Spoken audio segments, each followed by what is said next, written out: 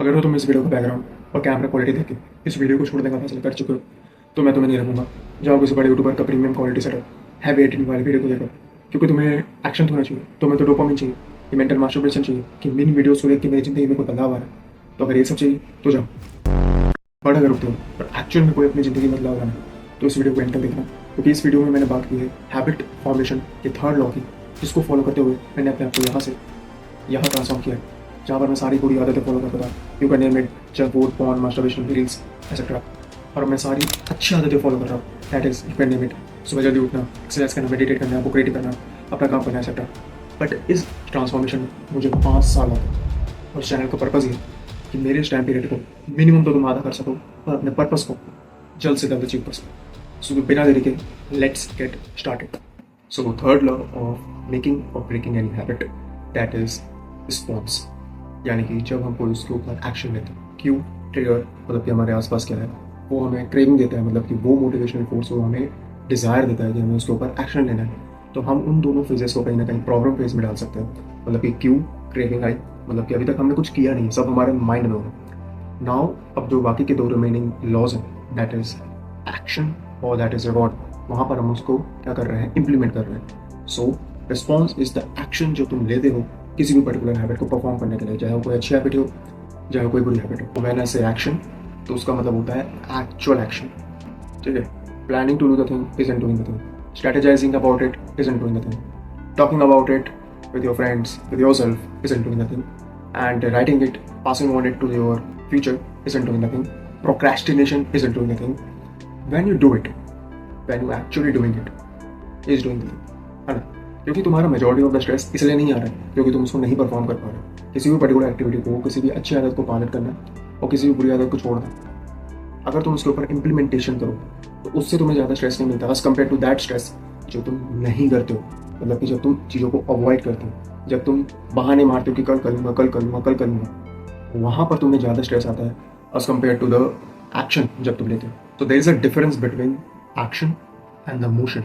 Action होता है जब हम उसको एक्चुअल में कर रहे होते हैं, मोशन मतलब उसकी जितनी भी प्रिपरेशन है, उसकी जितनी भी प्लानिंग है, जिसका जितना भी राइटिंग पार्ट होता है, मतलब कि हम जब उसके बारे में सोच रहे होते हैं, ठीक है, जब उसके बारे में हम स्ट्रेटेजाइज कर रहे होते हैं, वो सब क्या आता है, मोशन में आता है। हाउएवर मोशन से रिजल्ट्स नहीं आता, ठीक है। जब तुम प्लानिंग कर रहे हो तो करना चाहिए। मैं भी अभी कंटेंट क्रिएशन करता हूँ तो फिर पहले आइडिया आता है ना, फिर उसके बाद उसके बारे में रिसर्च करता हूँ, स्क्रिप्टिंग बुलेट पॉइंट्स बना लेता हूँ, एंड देन उसके बाद शूटिंग हो रही। एक्चुअल में अगर मैं शूटिंग करने बैठ जाऊँ तो सोचो कितना अभी भी वीडियोस को मैं 40-45 मिनट तक खींच लेता हूँ। सो अगर मैं बिना स्क्रिप्ट के, मतलब बिना बुलेट पॉइंट्स के, तो फिर मैं 1 घंटा बोल सकता हूँ, 1 घंटे से ऊपर बोल सकता हूँ। सो कहने का मतलब है कोई भी पर्टिकुलर एक्शन की प्लानिंग करना बहुत इंपॉर्टेंट होती है, बट प्लानिंग से कई गुना ज़्यादा इंपॉर्टेंट होता है उसके ऊपर लिया गया एक्शन, क्योंकि तुम्हें एक्शन ही है जो एक्चुअल रिजल्ट्स ला के देता है ना। जब प्लानिंग करने से, जब भी तुम्हारे, देखो कोई भी नॉलेज अगर तुम्हारे दिमाग में या फिर तुम्हारी किताबों में, उससे कोई रियल बदलाव नहीं आता। एक होती है इन्फॉर्मेशन, मतलब कि कोई भी ऐसी चीज़, कोई भी ऐसी जानकारी जो कि मुझे पता है बट मेरे उसको कोई काम नहीं। अभी जैसे फीफा वर्ल्ड कप चल रहा है, मुझे पता है बट मेरे लिए उसका कोई यूज़ नहीं है, फिर मेरा कोई काम नहीं है उससे। तो इन्फॉर्मेशन है। नॉलेज वो फील्ड जहाँ पर मेरा इंटरेस्ट है, फिर वो फील्ड जिसके बारे में मुझे काम करना है, ठीक है। कंटेंट क्रिएशन ले लो, ठीक है, स्टडी ले लो और फिटनेस ले लो, इनके बारे में मुझे पता भी है और इसको मैं इम्प्लीमेंट भी करता हूँ, है ना। और अभी जो इम्प्लीमेंट किया उसको सिखा भी रहा हूँ। सो ये होती है नॉलेज। और तीसरा होता है एक्शन। एक्शन मतलब कि जब हम उस नॉलेज को इम्प्लीमेंट करते हैं, और knowledge action is equal to power. Without action knowledge is useless, वो तुम्हारे दिमाग में आकर सड़ेगी और तुम्हारे साथ इस दुनिया से चली जाएगी। सो इट्स बेटर कि तुम उसके ऊपर एक्शन लो, क्योंकि एक्शन लोगे तो क्या होगा, ज़्यादा से ज़्यादा फेलियर होगा, है ना। बट अगर तुम एक्शन नहीं लोगे तो तुम ऑलरेडी फेल्ड हो, ठीक है। तो फिल्टर लगाते जाओ कि पहले होते हैं जिनको पता ही नहीं उनको ज़िंदगी में क्या करना है, दूसरे होते हैं जिनको पता है ज़िंदगी में क्या करना है बट उनके पास कोई प्लानिंग नहीं है, मतलब कि उसके बारे में वो प्रिपेयर्ड नहीं। तीसरा कि जब वो प्लानिंग, मतलब कि जब वो पता है उनको क्या करना है, उसके लिए वो प्लान भी करते हैं बट एक्शन नहीं लेते, ठीक है। चलो कुछ लोग एक्शन भी लेते हैं बट उसको कंटिन्यूसली नहीं करते, मतलब कंसिस्टेंसी से फॉलो नहीं करते हैं। एक दिन एक हफ्ता करना बहुत आसान है, बट महीना सालों करना बहुत मुश्किल होता है। एंड देन आते हैं जो लोग उसके ऊपर एक्शन भी लेते हैं बट उससे सीखते नहीं है। मतलब कहते हैं, जैसे बोलते हैं कि डेली एक वीडियो डालो, ठीक है, साल में पूरा मतलब 364 दिन वीडियो डाल सकते हैं, बट डालने के बाद उससे कोई इंप्रूवमेंट हो रही नहीं। कुछ लोग सिर्फ डालते जा रहे हैं, स्ट्रीक मेंटेन करना है बट उससे ग्रो नहीं कर रहे। तो वो होते हैं जो ग्रो करना चाहते हैं। तो मतलब जिनके पास पर्पस है, जिनके पास नॉलेज है, जिनके पास एक्शन लेने की कैपेबिलिटी है, जिसको कंसिस्टेंसी से करने की कैपेबिलिटी है, और वो भी ग्रो करने की मेंटालिटी की, मतलब हर एक एक्शन के साथ अपने आप को ग्रो करना है। देन इट बिकम इनएविटेबल कि तुम सक्सेसफुल ना। तो सवाल आता है कि क्या सीधा एक्शन लेना जरूरी है? बिना प्लानिंग के हम सीधा एक्शन लेंगे तो सक्सेसफुल हो जाएंगे? मैंने बताया जैसे प्लानिंग इज इंपॉर्टेंट, बट सिर्फ उसी के बारे में ओवर थिंक करते रहना, सिर्फ उसको ही प्रिपेयर करते रहना, परफेक्ट मूवमेंट का इंतजार करना कि जब सब कुछ परफेक्ट होगा, सब कुछ आइडल होगा, तब जाके मैं परफॉर्म करूँगा, तो वो कभी नहीं होने वाला। और कहीं ना कहीं हम अपने आप को झूठा दिलासा दे रहे हैं कि हम एक्शन में चेंज हो रहे हैं। जैसे कि तुम सब ये वीडियो देख रहे हो, बट अगर तुम इसके ऊपर एक्शन नहीं लोगे तो ये तुम्हारे लिए सिर्फ डोपामिन का काम कर रहा है। ठीक है, जैसे तुम्हें जंक फूड से डोपामिन मिलता है, जैसे तुम्हें पॉर्न मास्टरबेशन से डोपामिन मिलता है, जैसे तुम्हें सोशल मीडिया से डोपामिन मिल रहा है, यहाँ पर तुम वीडियो को कंज्यूम करके डोपामिन ही ले रहे हो। ठीक है, जब तक हम उसको इंप्लीमेंट करते हैं, छोटा सा छोटा एक्शन भी नहीं लेते, परफेक्ट मूवमेंट का इंतजार करते हो कि जब सब कुछ आइडल हुआ तब जाके मैं करूँगा, तो ये सुन लो, परफेक्शनिज्म इज अ मिथ। ये वर्ड डिक्शनरी में अच्छा लगता है, बट एक्चुअल में परफेक्शनिज्म इज अ मिथ। जब तक तुम उसके ऊपर छोटा सा छोटा एक्शन नहीं लोगे और ये बांध के चलोगे, तुम जब एक्शन लोगे तो तुम गिरोगे, तुम मिस्टेक करोगे। यही प्रोसेस है उस मुकाम पर पहुंचने के लिए। क्या लगता है, सक्सेस और फेलियर अलग अलग है? सक्सेस फेलियर्स के थ्रू ही है, मतलब कि जब तुम सक्सेसफुल अगर उस मुकाम तक पहुंचना चाहते हो तो फेलियर ज़्यादा स्टेप्स उस तक पहुंचने, वो दोनों अपोजिट नहीं है, स्टेप्स हैं। तो गलतियां करोगे, गिरोगे, वो जरूरी है क्योंकि वही तुम्हें स्ट्रॉन्गर बनाता है उस पोजीशन तक पहुंचने के लिए। तो सवाल आता है कि इस एक्शन को, मतलब किसी भी अच्छी आदत के लिए एक्शन को और किसी भी बुरी आदत के लिए इन एक्शन को, कि हमें उसको नहीं करना है, कैसे उसको हम ईजी बना सकते हैं या फिर डिफिकल्ट बना सकते हैं। तो इसी के लिए हम लोग आगे कुछ टेक्निक्स को डिस्कस करेंगे। And the first technique is reduce the friction. क्या मतलब होता है इसका?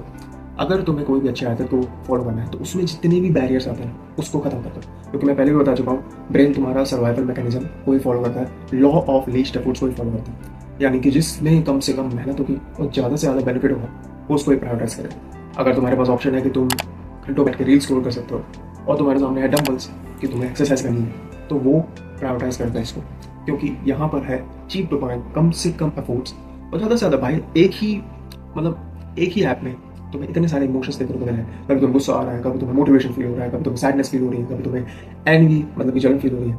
इतना सब इमोशंस तुम्हें यहाँ मिल रहा है, तो डोपामिन के तो यहाँ पर पूरा फ्राई हो जाता है। ठीक है, यहाँ पर डोपामिन के रिलेटेड तुम अपने दिमाग के न्यूरॉन्स को फ्राई कर रहे हो, बट यहाँ पर है कि धीरे धीरे उसका डोपामिन लेवल मिलता है और कंपेयर टू दैट बहुत कम मिलता है, और वो भी उसका बेनिफिट लॉन्ग टर्म में मिलता है। तो ब्रेन किसको चूज करें? इसको, लॉ ऑफ लीस्ट एफर्ट, कि जिसको कम मेहनत लेना चाहिए, जिसमें कम से कम एनर्जी खर्च होती है, वही वो चूज करें। इस लॉ से ही हमें सीखना है कि हमें कोई अच्छी आदत को फॉलो करना है, तो उसके लिए जितनी भी हमारे फ्रिक्शंस है उसको हमें अवॉइड करना है। अगर तुम एक्सरसाइज करनी है तो भले ही तो अगर तुम जिम जाते हो, बट एक पेयर ऑफ डंबल तो अपने घर में रखेगा, क्योंकि कभी कभार होता है ना, कभी बारिश हो रही है, ठीक है, कभी बाहर बहुत भीषण धूप है, अगर तुम सुबह जाते हो और बहुत सारे रीजन हो सकते हैं, तो उस केस में तुम्हारे घर पे डंबल होने चाहिए कि कोई एक्सक्यूज ना बचे कि मेरे को भी जिम जाना पड़ेगा, उसके लिए मुझे रेडी होना पड़ेगा, ठीक है, बाइक निकालनी पड़ेगी एंड दिन धूप पे जाना पड़ेगा। तो ये इस पूरी फ्रिक्शन को हम क्या कर रहे हैं, अवॉइड कर रहे हैं। सामने डंबल पड़े और इसके पहले के दो लो ऑब्वियस है, एंड देन अट्रैक्टिव उसको क्लीन करके रखो, ठीक है, एंड देन उसके लो जितने भी फ्रिक्शन हो सकते हैं। और क्या फ्रिक्शन होगा भाई? एक्सरसाइज करते समय पसीना आता है, एसी चालू कर लो, कूलर चालू कर लो, एंड क्या दिक्कत आती है? कपड़े, कि भाई मेरे को अपने कपड़े चेंज करने पड़ेंगे, सामने रख लो भाई, ठीक है, अपने शॉर्ट्स को सामने रख लो ताकि तुम्हें कपड़ खोलने तक की मेहनत ना करनी पड़े, ठीक है। और क्या होता है, वर्कआउट के दौरान मेरे को प्यास लगती है, ठीक है, तो बॉटल सामने रख लो कि भाई पानी पीना है, तो भाई सामने पड़ा है। जितने फ्रिक्शंस कम कर सकते हो कर लो, और वही तुम्हें उस हैबिट को रिपीटिव बनाने में हेल्प करे। और इसका जस्ट उल्टा हमें करना है किसी भी बुरी आदत को रिड्यूस करने के लिए, मतलब जितने चाहे वो सारे फ्रिक्शंस को बढ़ा दो, ठीक है। फॉर एग्जाम्पल अगर जंक फूड खाने की क्रेविंग होती है तो उसको भाई अगर तुम बगल में रखोगे तो ऑफकोर्स क्रेविंग होगी, मैं बता चुका हूँ, तुम्हारा एनवायरमेंट ही बता देता है कि तुम क्या परफॉर्म करने वाले हो। विल पावर को तुम लिमिटेड यूज कर सकते हो, है ना।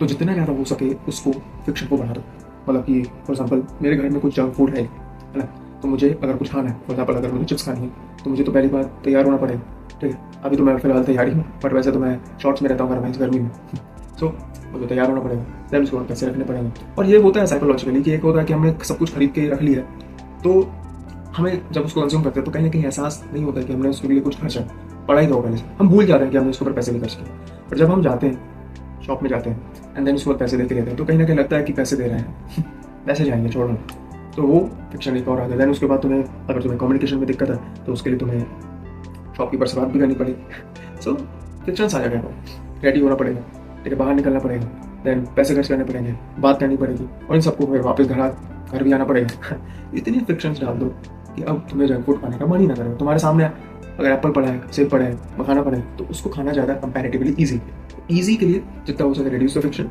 और बुरी आदतों के लिए जितना हो सके एनहांस द फ्रिक्शन, जितना फ्रिक्शन को बढ़ा सकते हो उतना अच्छा। तुम रिड्यूस तो कर दोगे फ्रिक्शन, बट क्या होगा अगर उसके बाद भी तुम्हें कुछ करने का मन नहीं, ठीक है। होता है भाई, माइंड अगर सामने चीज़ पड़ी है तब भी उसको करने का मन नहीं करता है, और आई नो ना, मेरे सामने किताबें पढ़ी, बट कभी कभार होता है मुझे नहीं पढ़ना, ठीक है, क्योंकि रील स्क्रॉल करना अगेन बहुत ईजी है, बेड पे पड़े रहना बहुत ईजी है, तो उसको ही चूज़ करेगा एज कम्पेयर टू। तो उसके लिए उस सिचुएशन को या फिर उस प्रॉब्लम को डील करने के लिए हमारी नेक्स्ट टेक्निक है, that is the 2 minute rule. क्या मतलब है उसका?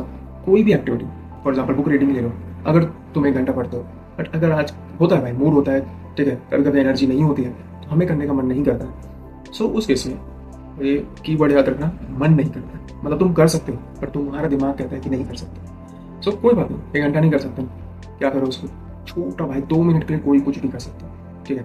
और 2 मिनट से एक लाभ है, हम यहाँ पर क्या कर रहे हैं, अपने ब्रेन को फूल कर रहे हैं। जैसे ब्रेन हमें फूल कर रहा है, तू नहीं कर सकता, तू नहीं कर सकता, हम ब्रेन को फूल कर सकते हैं कि 2 मिनट के लिए तो कर ही सकते हैं, ठीक है। तो 2 मिनट के लिए मैं कोई भी एक्टिविटी परफॉर्म करूंगा। फॉर एग्जाम्पल सामने डंबल रखे हैं, बस एक बाइसेप कर्ल मार लूंगा, ठीक है। सामने पुलअप बार लगा हुआ है, एक पुलअप बार कर लूंगा, ठीक है, एक बार मार लूंगा, दैट्स इट। बस मुझे एक करना है, 2 मिनट कितना हो जाएगा। But what will happen next, कि जब तुम इसको एक बार परफॉर्म कर लोगे, तो धीरे धीरे 2 मिनट में तुम्हारा का थोड़ा सा छोटा सा मोमेंटम बिल्ड हो जाएगा, और उस मोमेंटम तुम, मेरे को भी कितनी बार हुआ है भाई। फॉर एग्जाम्पल अगर मैं बुक रीड कर रहा हूँ, एक पैराग्राफ पढ़ा, 2 पैराग्राफ पढ़ा, बीच में कहीं बोला 2 मिनट टाइमर का, वो बीच में कहीं कट गया, तो अब मुझे क्या करना है, अरे यार थोड़ा सा ही तो बचा, थोड़ा सा तो पैरा बचा, इतना सा कर लेता हूँ, पूरा पेज कर लेता हूँ।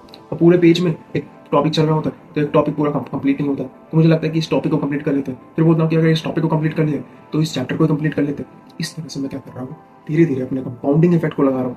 धीरे धीरे 1% प्रिंसिपल ही फॉलो हो रहा है, बट यहाँ पर हम क्या कर रहे हैं, उसको धीरे धीरे बढ़ाते जा रहे हैं। और 1 घंटा कब निकल जाएगा तो सीरियसली पता भी नहीं चलेगा।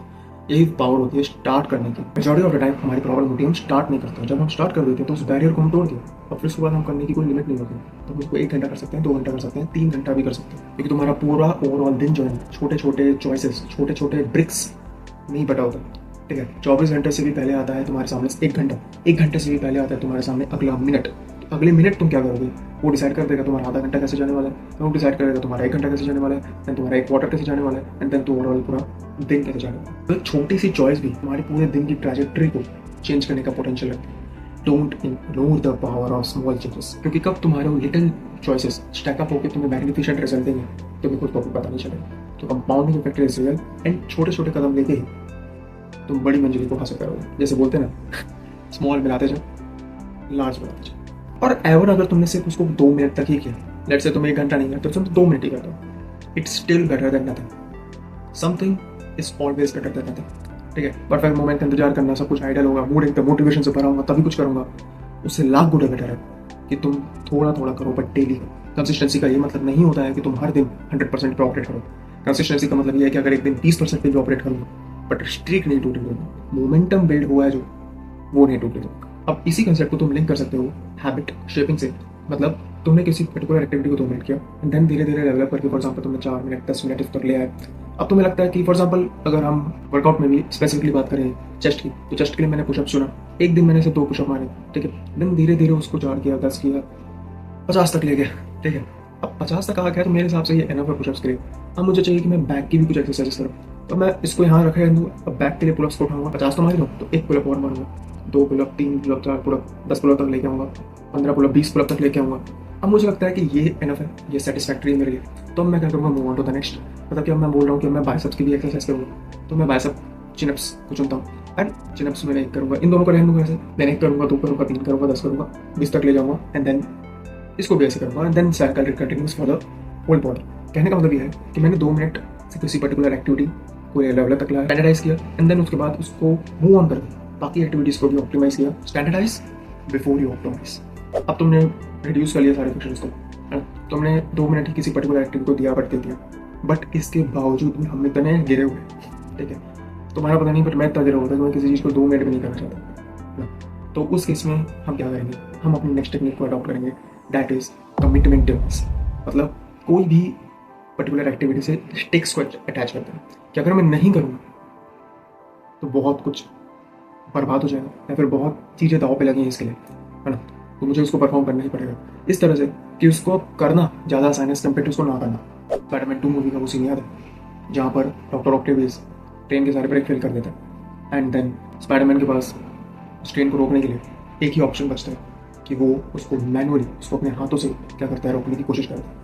तो इस मोमेंट में स्पीड बहुत तेज है, रास्ता खत्म होने वाला है, बहुत पैसेंजर्स की जान दाव पे।